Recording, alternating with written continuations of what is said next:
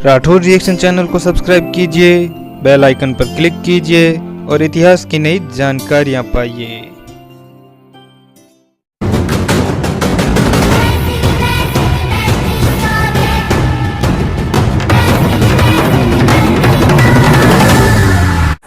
जय मां भवानी। आप सभी का स्वागत है आपके अपने YouTube चैनल राठौर रिएक्शन में। मैं राजबना हाजिर हूं आपके सामने फिर एक वीडियो लेकर, और आज की हमारी कहानी है ये।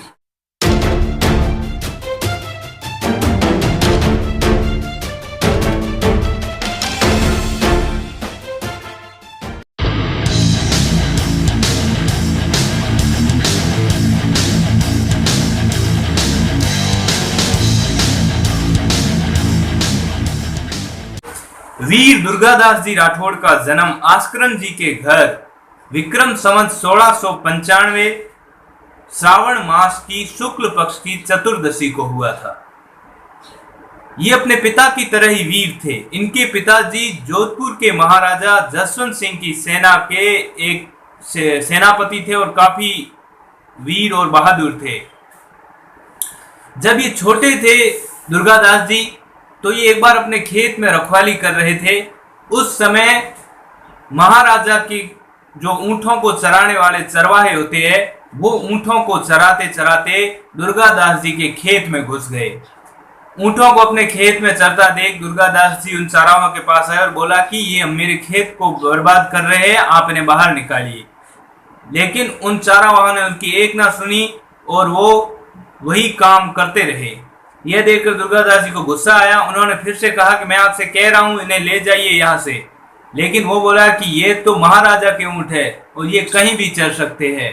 इस बात से गुस्सा होकर दुर्गादास जी ने अपनी तलवार निकाली और एक ही झटके में ऊंट की गर्दन काट के अलग कर दी।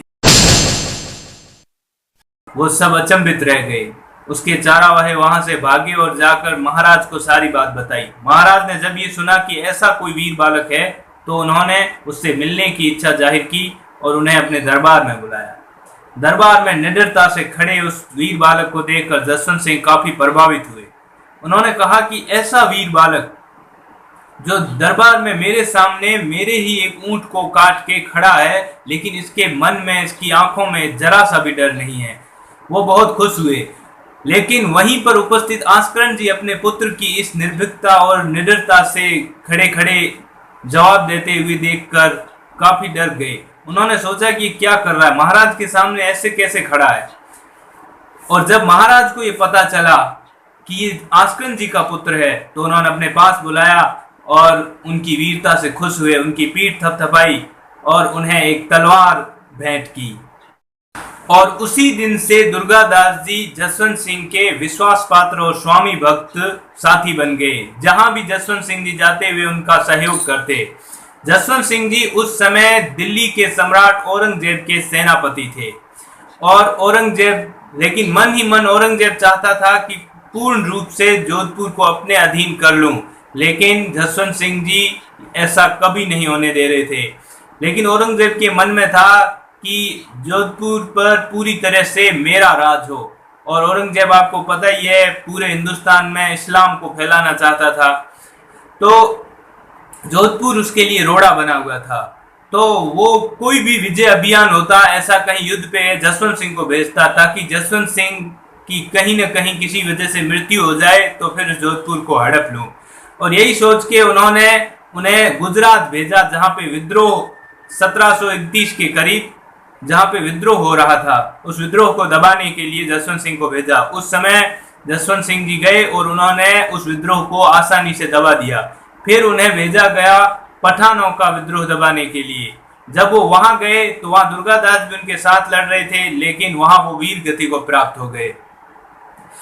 जसवंत सिंह जी के कोई पुत्र नहीं था और औरंगजेब के लिए यही एक अच्छा मौका था कि इस जोधपुर राज्य को अपने अधीन कर ले। लेकिन उनकी 2 पत्नियां थी और दोनों पत्नियां गर्भवती थी। और फिर दोनों ने पुत्र को जन्म दिया, जो कि दिल्ली में ही उस समय थी। दुर्गादास जी भी वहां आ गए। दोनों ने 2 पुत्रों को जन्म दिया, लेकिन दुर्भाग्यवश एक पुत्र वह जन्म लेते ही मृत्यु को प्राप्त हो गया। लेकिन दूसरा पुत्र जो अजीत सिंह था, उन्हें दुर्गादास जी ने सोचा कि अब अगर ये यहाँ पे दिल्ली में रहे तो औरंगजेब कभी भी उन्हें मरवा देगा। और सच में औरंगजेब भी यही चाले चल रहा था, किस तरीके से अजीत सिंह को मरवाया जाए। लेकिन उनके सामने ढाल बनकर खड़े थे दुर्गादास, वो उनके हर षड्यंत्र को विफल कर रहे थे।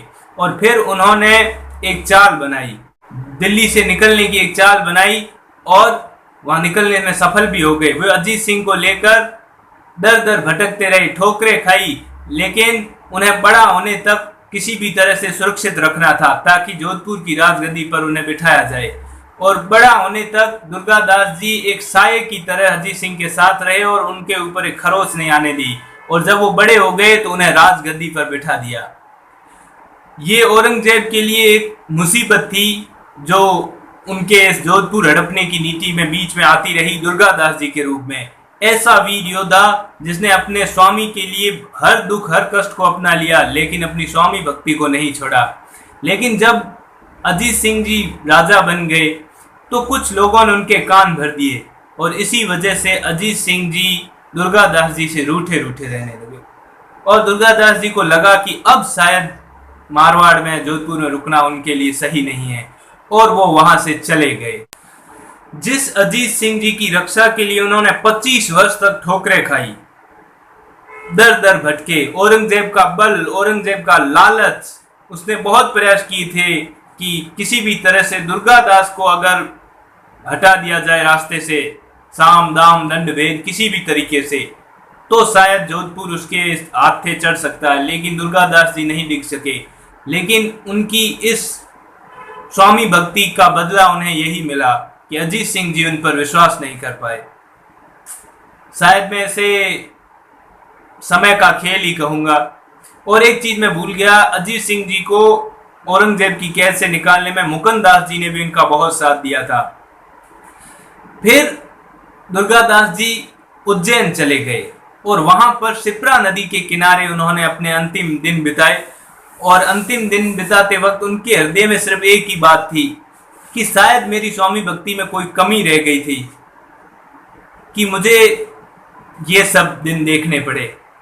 तो मैं इतना ही कहूंगा कि एक ऐसा वीर जिसने बिना किसी लालच के, ना ही उसे राजगद्दी का लालच था, ना ही उसे कहीं कोई बड़े पद का लालच था, उसने कुछ भी ग्रहण नहीं किया और सिर्फ अपने स्वामी के लिए अपना जीवन लगा दिया।